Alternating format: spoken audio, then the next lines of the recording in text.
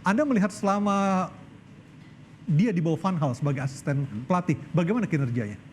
Ya kalau kita ngelihat secara umum dengan apa yang ada di kurikulum kitanya, wajar kalau kemudian meragukan ya. Tapi saya begini, saya melihat orang kan setiap orang itu pasti ada fase-fase di mana dia punya kekuatan yang bagus gitu. Ya. Contoh, luar biasa apa Erik ten Hag bersama Ajax Amsterdam. Giliran ke Manchester United nggak bisa apa-apa. Ya. Iya kan, luar biasa. Juga ya. Luar biasa apa Amorim. Ke Manchester United tidak bisa apa-apa. Jadi jangan kemudian kita menganggap ini kurikulum kitanya jelek, kemudian di sini akan jelek. Kan belum teruji gitu.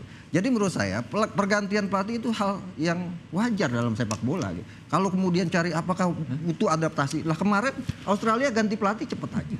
Gitu kan. Jadi pemain profesional pasti sudah memahami apa tugas dan kewajibannya, termasuk pelatih profesional sudah memahami apa tugas dan kewajibannya.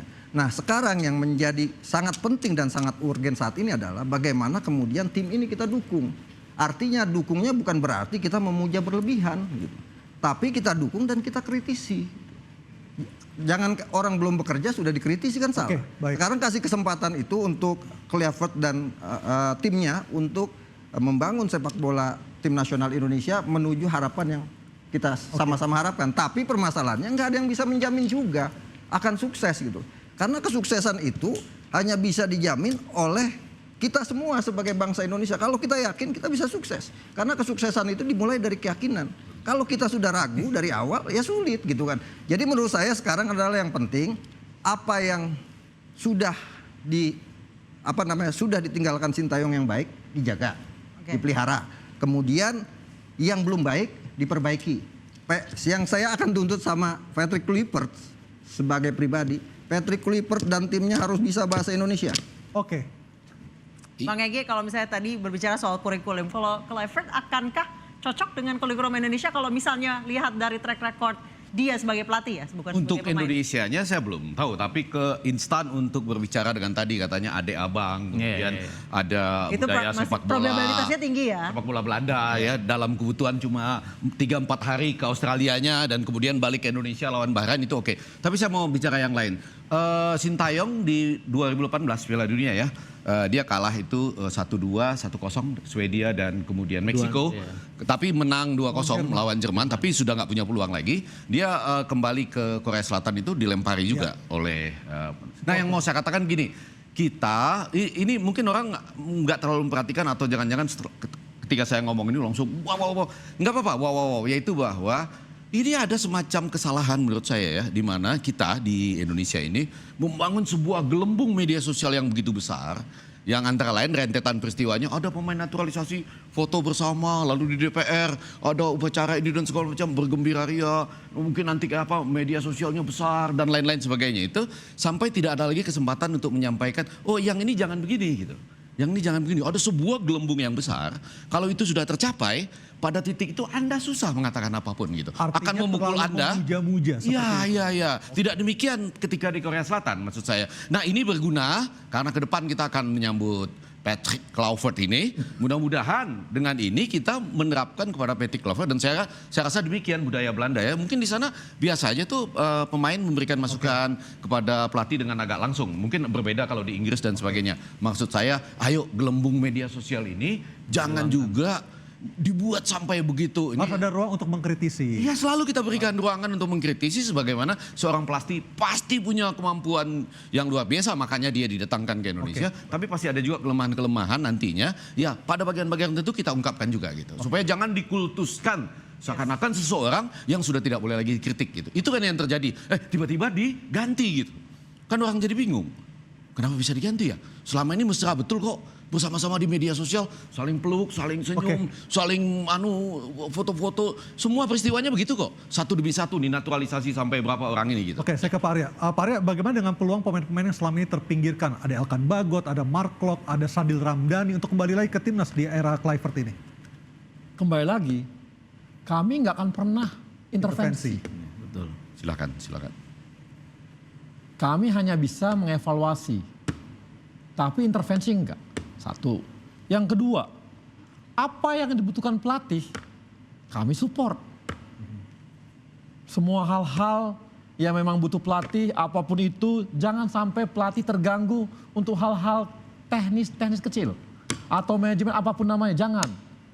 Kemudian ketika pelatih butuh pemain tambahan dan sebagainya misalnya, atau apapun caranya, kita carikan. Maksimalkan semua yang ada potensi. Jadi ketika nanti Patrick melihat semua dengan timnya, dengan Pastor dan dengan Lazard itu bisa melihat yang ada, dia butuh apa, dan sebagainya, ya kita support. Itulah tugas federasi. Tapi kalau ketika ternyata ada sesuatu, ya kita evaluasi. Itulah tugas kami. Jadi apakah akan dipanggil, apakah akan dibuat begini, itu kan semua dengan skema dan sebagainya itu terserah mereka. Tapi kami akan beritahu konsekuensi juga. Misalnya, ketika nanti misalnya ada beberapa pemain diminta oleh Patrick. Yakin? Yakin. Oke, kita perjuangkan. Masuk, pakai. Jadi jangan disia-siakan juga. Nah, maksud saya seperti itu. Jadi tapi silakan, tetaplah mereka untuk mengakomodir dan semua itu silakan. Kita nggak atur. Tapi jangan pernah minta. Kalau misalnya nanti cuma tidak dipakai. Nggak dipakai. Ya, karena apa?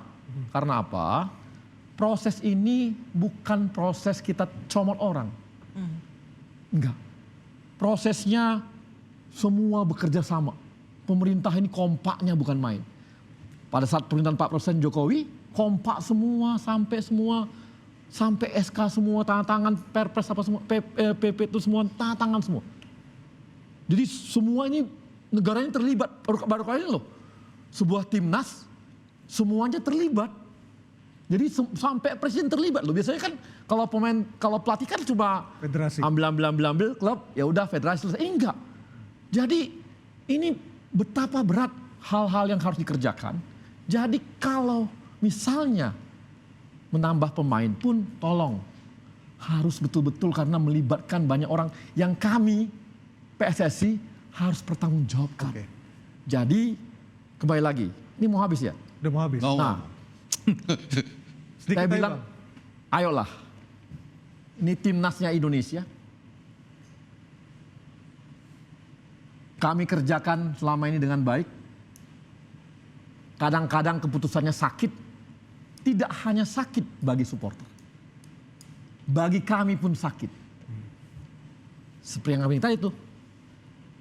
Denda lah, inilah, itu, sampai saya didoxing apa semua. Enggak apa-apa, sudah selesai. Ayo kita maju ke depan. Aryo. Tapi ini interupsi nama acaranya, satu aja pertanyaan terakhir. PSSI dengan federasi, dengan Exco masih tetap punya target Indonesia lolos Piala Dunia 2026? Gini, Bang. Ekspektasi kita ke sana. Target? Gini ya. Gini, Bang. Saya sudah selalu bilang. Federasi secara resmi. Bukan sekarang. Secara resmi loh. Bukan sekarang. Tapi ekspektasi kita itu memang ke sana arahnya.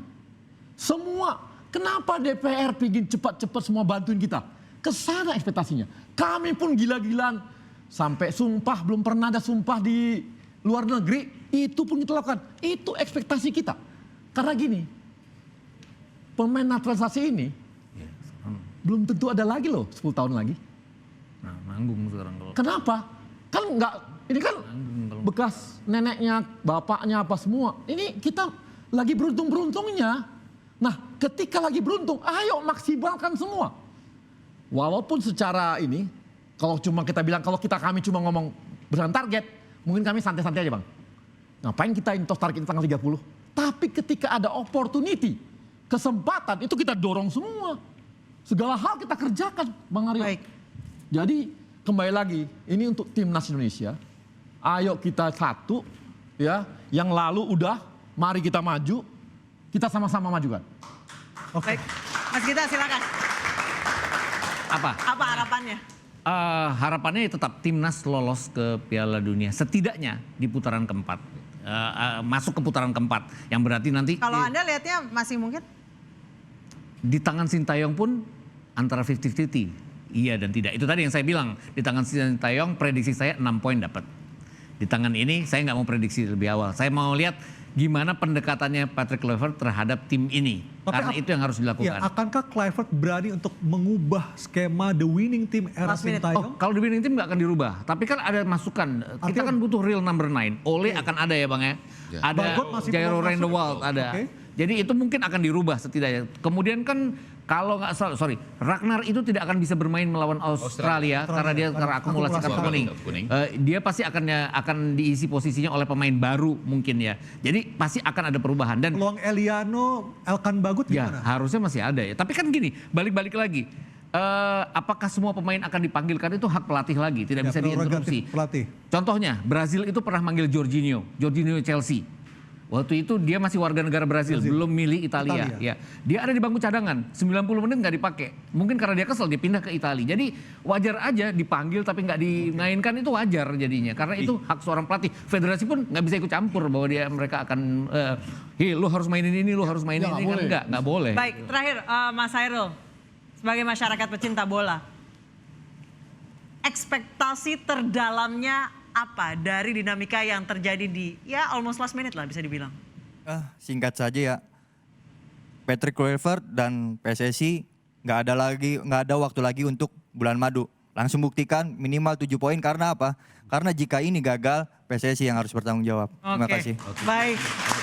Dan kalau bukan sekarang kapan lagi ya? Karena ini maksimalnya untuk sekarang hari ini. Oke, baik terima kasih pemirsa Anda sudah bersama kami. Kita akan melihat bagaimana Kluivert dan 2 asistennya bulan Maret akan tanding lawan Australia dan juga Bahrain. Betul. Dan juga Jepang dan Cina ya. Cina dan Jepang. Cina dan Jepang. Tiga-tiganya Mudah-mudahan 7 poin di tangan ya. Amin. Kita bisa lolos 2026. Terima kasih atas kebersamaan Anda. Saya Aryo Ardi. saya Ansyah Desuki, sampai jumpa pekan depan.